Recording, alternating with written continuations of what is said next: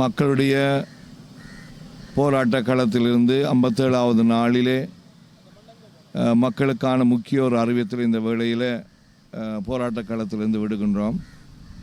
நாளை எங்களுடைய மன்னார் மாவட்டத்தினுடைய ஒரு குரலாக நாளை மாற்ற எண்ண உள்ளோம். ஆகவே நாளைய நாள் முழுவதும் பொது முடக்கமாக மன்னார் மாவட்டத்தில் எல்லா செயல்பாடுகளும் முற்றாக நிறுத்தப்பட வேண்டும் என்று மக்கள் சார்பிலே எல்லோரையும் நான் அன்போடு கேட்டு நிற்கின்றேன். முதலாவது எல்லா போக்குவரத்துகளும் அதில் ஈடுபடுகின்றவர்கள் எங்களுடைய குரலை ஒலிக்க செய்வதற்காக அனைத்தையும் நிறுத்தி இந்த பொது முடக்கத்திற்கு உதவி செய்ய வேண்டும்.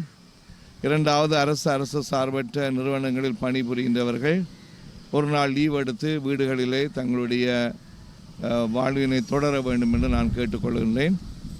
அடுத்ததாக பாடசாலைக்கு செல்லுகின்ற மாணவர் மட்டிலே பெற்றோர் முடிவெடுத்து மாணவர்களை உங்களுடைய வீடுகளிலே தங்க வைத்துக் கொள்ளுமாறு கேட்டுக்கொள்கின்றேன்.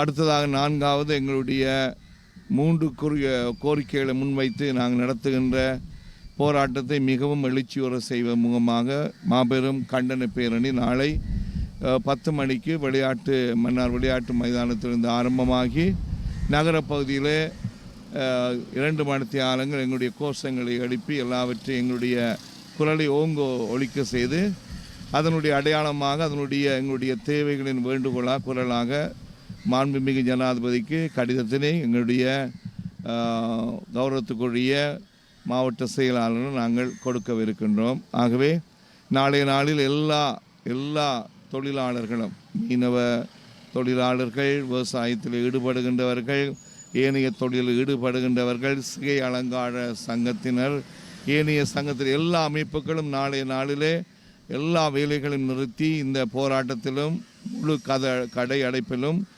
முழு முடக்கத்திலும் ஈடுபட வேண்டும் என்று எங்களுடைய வருங்கால சந்ததியினுடைய வாழ்க்கையை முன்னிறுத்தி எங்களுடைய வளத்தை பாதுகாக்கும் பொருட்டு, எங்களுடைய நிலத்தை பாதுகாக்கும் பொருட்டு, எங்களுடைய வரலாற்று அடையாளங்களை நாங்கள் பாதுகாக்கும் பொருட்டு முன்னெடுத்து கொண்டிருக்கின்ற எங்களுடைய கோரிக்கைகள் நிறைவேறுவதற்கு எங்களுடைய முயற்சியாக இது அமைய வேண்டும் என்றும் உங்களுடைய ஒத்துழைப்பின் வழியாக அது மக்களுடைய இந்த சர்வதேசத்திற்கும் கேட்கக்கூடியதாக அமைய வேண்டும் என்று வேண்டி இந்த வேளையில் இந்த ஊடகத்தின் வழியாக உங்களோடு நான் தொடர்பு கொள்கின்றேன்.